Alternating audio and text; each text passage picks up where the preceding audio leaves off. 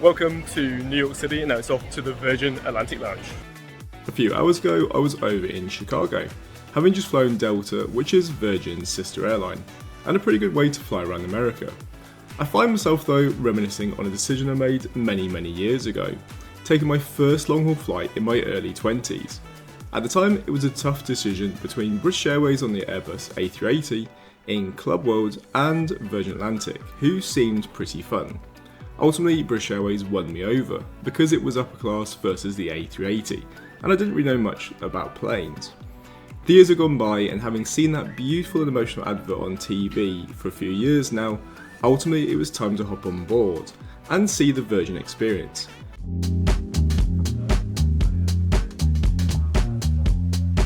JFK is one of Delta's hubs, with plenty of lounges, with the first being the Sky Club, which was probably the worst of the three. Now, I'm still learning the rules of SkyTeam, but I'm pretty sure this lounge, being so incredibly busy, is aimed at those with the credit card that gains you access.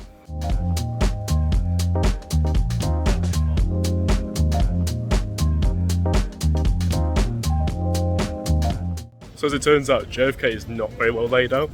I've gone straight past the Delta One Lounge, which is officially for business class, and gone straight to the kind of like credit card club lounge. With the instructions of Etihad's Airbus A380 and Shake Shack burgers, delicious, I've realised why I walked straight past Delta's best lounge, and that's because it's on the upper level. I'm also suffering a pretty heavy cold, so everything is a little bit challenging today.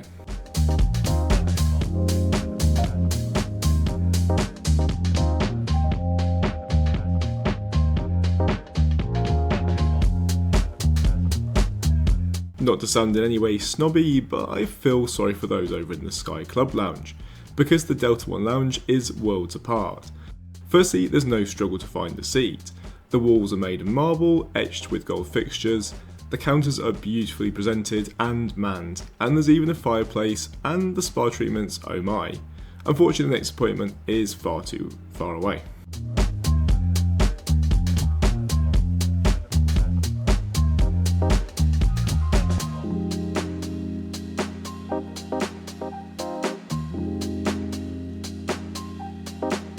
So the moral is, if you go travelling in business class, go in the Delta One Lounge because it's so much better than the club rooms. It's like a 5-star hotel. For those who only want to see the plane, I can already sense your brain asking your hand to skip the video forwards, but that would be a mistake, because there's one more lounge to visit, and that's the Virgin-owned Clubhouse, and you're about to see how good this is. Now, besides those travelling in upper class, the entry rules are a little bit more complicated than those of SkyTeam, so check out the link in the description below. So welcome to the Virgin Atlantic Lounge, the Clubhouse. I'm in one of these kind of like covey chairs, which is a little bit uncomfortable if you don't sit in the right place, but this is such a fun lounge. It's even got a pool table, showers, it's quite a fun shape as well. Gonna really enjoy this.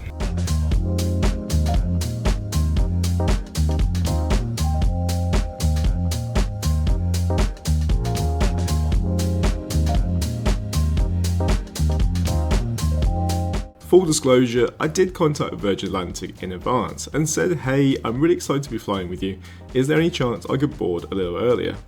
However, the people in the lounge weren't aware, but that's great because they were genuinely so wonderful to chat to, and so proactive ensuring the guests were served. So I took the opportunity to chat to some of them. So I'm here in the Clubhouse, I'm speaking to Dariana, so I want to know something interesting about you.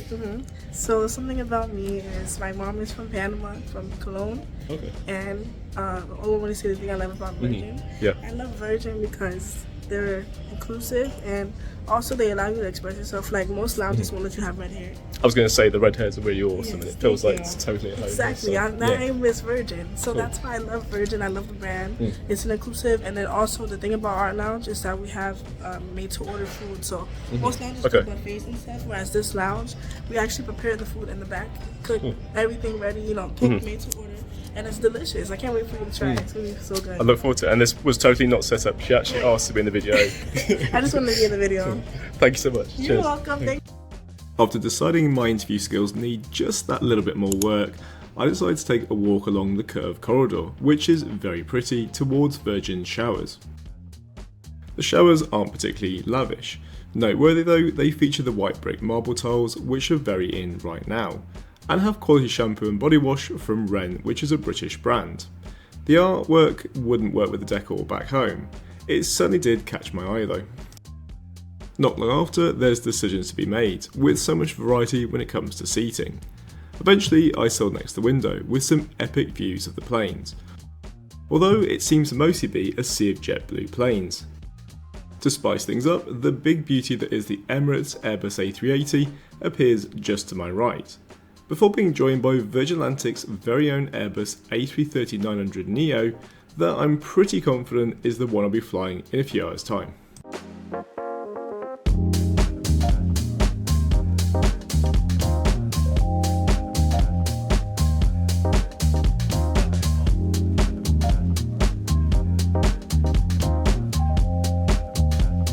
Today's flight is pretty short, but I plan to sample the food on board, so I'm pretty much just snacking in the lounge in the meantime with a yuzu soda drink, a proper pot of tea, try saying that 4 times in a row, and a giant Virgin Atlantic cookie. So this little beauty is the Clubhouse signature cookie. The lounge is about to get really busy, but that's not a surprise because Victor Sierra 4, departing at 1800, is the first of 6 Virgin operated flights to London this evening. So I've said that's my second experience of a Virgin Atlantic Clubhouse, and that is genuinely such a fun experience. They seem like they genuinely love working there and they're so engaging and welcoming, and I cannot wait to board the flight.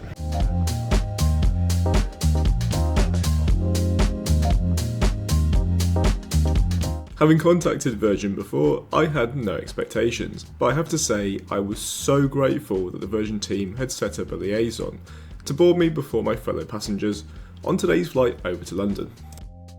Speaking of which, today's flight is pretty short, taking 6 hours and 50 minutes and covering a modest distance of 3,461 miles.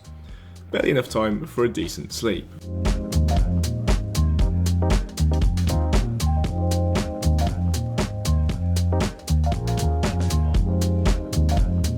We all know you're keen to see the upper class, but you'll just need to be a tiny bit patient. We're heading towards the back of the plane, and Virgin's premium economy is pretty dense, occupying 7 rows in a 232 configuration. It comes with 38 inches of pitch, that's the seat in front, and 18.5 inches of width, with a very modest 7 inches of recline. As for the in-flight entertainment, it's 13.3 inches and it comes with Bluetooth audio. There's also a shared wireless charging pad, and that's a pretty nice feature.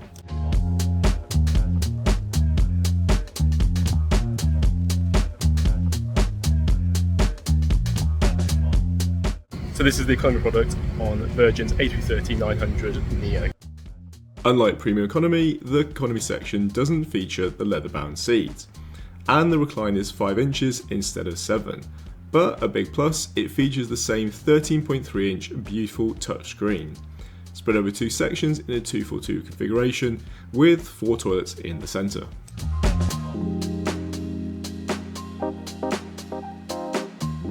Anyway, that is more than enough time at the back of the plane, let's go check out the upper class.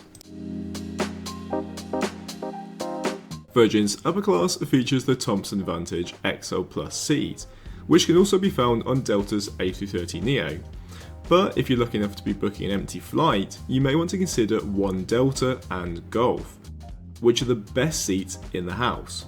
Why? Well, for starters, they make use of the extra space at the front of the plane, and they feature a whopping 27-inch in-flight entertainment screen. That's a whole 10 inches more than the other 30 seats, and an extra 3 inches when in bed mode.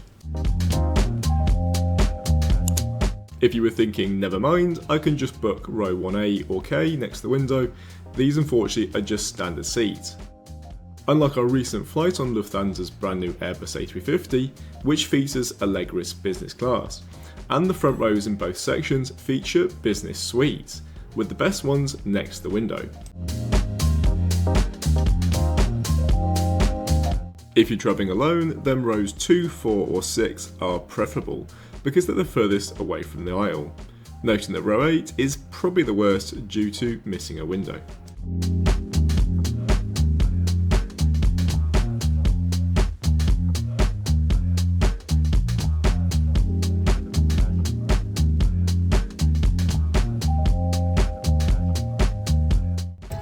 enough about the product, let's have a quick seat tour. For today's flight I've chosen 6A to get a good view of the cabin, and it has 2 full windows, noting that the slightly awkward position of the window in front means that should you wish to sleep, you're at the mercy of the person in 5A. And as someone who simply can't just sit down because there's a million thoughts going through my head, what to say in the review and what to shoot, I often forget to take my charger out of the bag. But this seat takes the stress away with a handy wireless charging pad. And they've gone even further with a universal plug socket, 2 USB-A and 1 USB-C socket. Well done, Virgin. When I flew over from London on the A350, there was a severe lack of storage. But luckily with the A330neo, Virgin has included this reasonably sized storage compartment. Although it could have been a little larger, it'll do. On the positive, the seats are staggered, which gives a little natural privacy. There's a small coat hook, which I don't think I'll ever use, and despite the seats not being angled, much like Delta, the foot space is decent but not massive. And like most airlines, it's going to be a struggle for those who sleep on their side.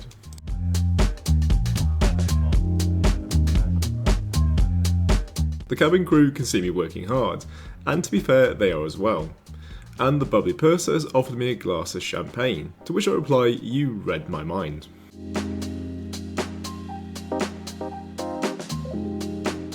Virgin's also about being environmentally friendly, so the immunity kit is made from recycled material. I think it's pretty good. It contains lots of wonderful products from Ren, which is a really good brand. I know. I can already tell some of you are disappointed, but hey, it's 2025, and I hate to think how many immunity kits end up in the bin. So I'm all for this. You also get offered complimentary pyjamas, which is rare outside the world of first class, with the only airlines I can think of out of the top of my head being Qatar or Turkish. This less is more white sack contained a duvet which was really warm, and the pillow I'm happy to report is excellent. Decent size, not lumpy or soft.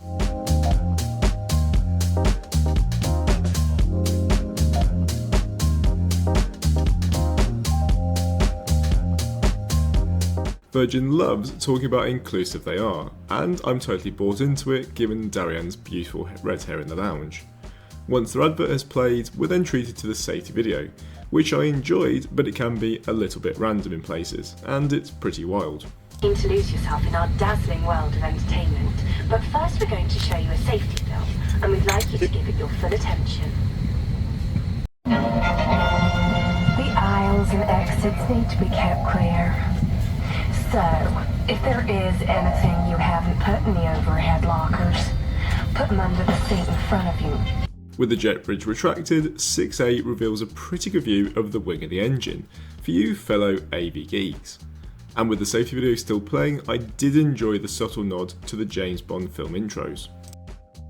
What is quite amazing being mid-October is just how quickly the sunlight disappears, but it's also a good opportunity to reveal the beautiful draping of light from the LEDs on these much newer airplanes.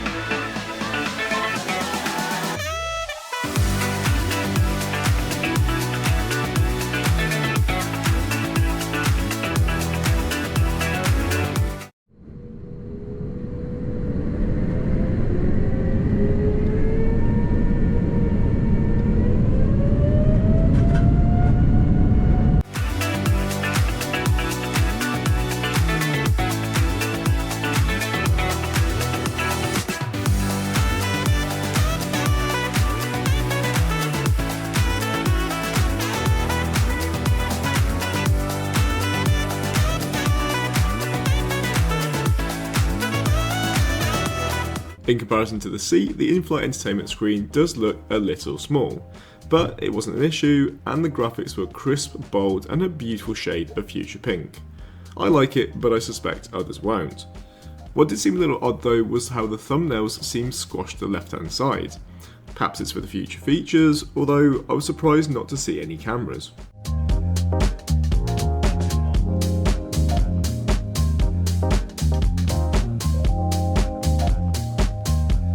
The TV shows were decent, but perhaps not quite as extensive as some of their competitors. And there was Wi-Fi, enough said on that one. Not that I had anyone to talk to. It's not that I don't have friends, but they're all asleep at this point.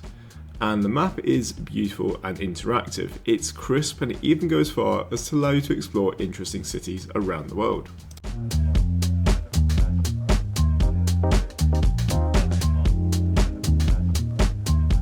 There's plenty of content for those who even travel far too much.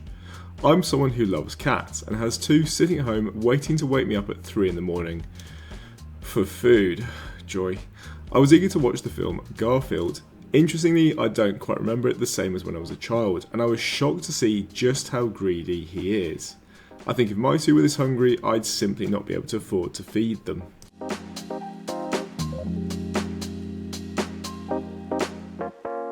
With it barely being mid-afternoon in Chicago, I'm not ready to sleep, so I'm going to take full advantage of the menu, unlike the majority of the passengers who are already trying to sleep.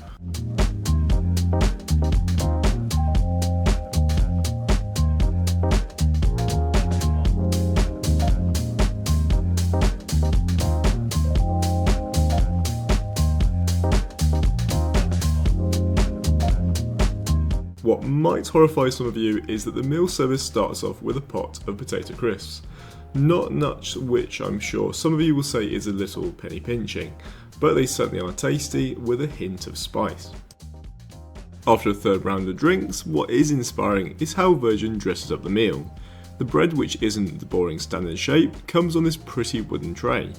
And my starter is duck prosciutto melon balls with goat's cheese, and it was so good I could have had this 3 times over. And if you're not in the know, then the salt and pepper shakers are the talk of the town, because they're golden colour and shaped like little cute airplanes. And Virgin totally expects you to still, take these home as a souvenir. For the main, I thought some fish might help my cold go away. Probably not though. So the herb crusted cod with roast potatoes and asparagus was both tasty and helpful.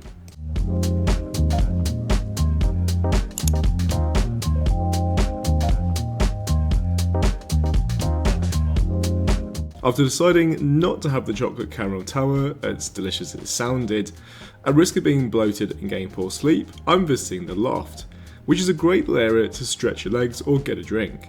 It is meant to be for business class passengers, but I've heard passengers from other cabins sometimes appear here. Just remember, if you're going to chat, sound travels really well, and you risk having dirty looks in the morning from your fellow passengers.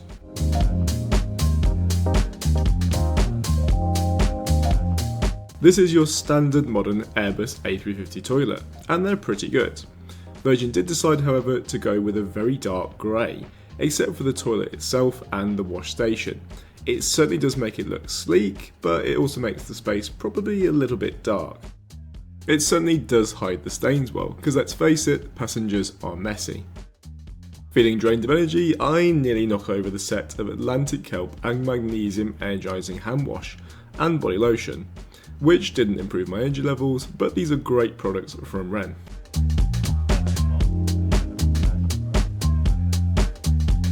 I'm near the end of Garfield, and that demonstrates just how quick the meal service was. I've put the seat into bed mode, which can be done from the little panel just on the side. It's very comfortable and I do love that pillow. And before I was to go, I don't really care about anything, I just need to sleep. What did catch my attention, and this kind of made me curious, on both flights the doors were not released, but I guess the suites are pretty private either way. But I need to see what it's like. In honesty, doors on business class products are a bit of a fad and a gimmick, given how low the walls are. Anyway, enough chit chat, see you before landing.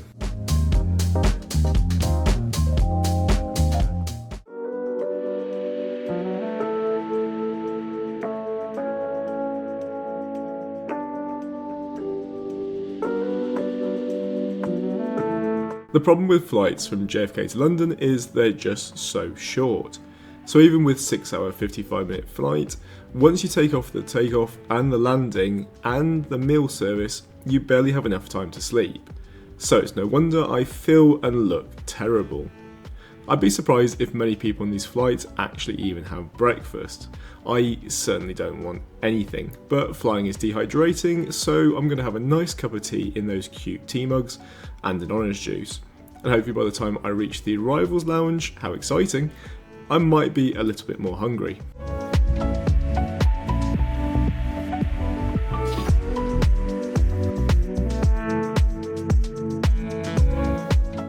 Good morning from the loo of the A350 at the back. It was just under an hour to go, feeling pretty refreshed. I have slept for about 3 hours, ready to land.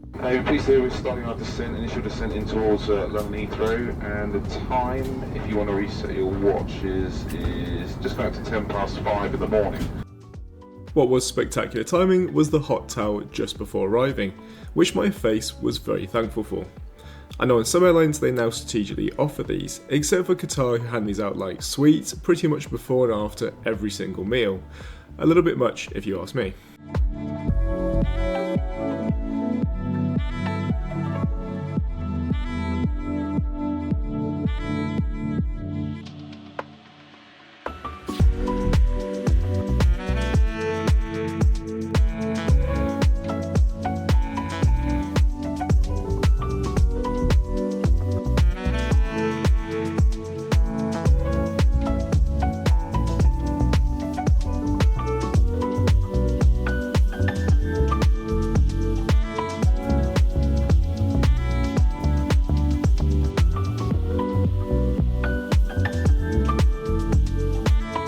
If you have the time like I do, because I've pre-booked a train home towards Birmingham, Virgin's Revival Lounge is pretty unique.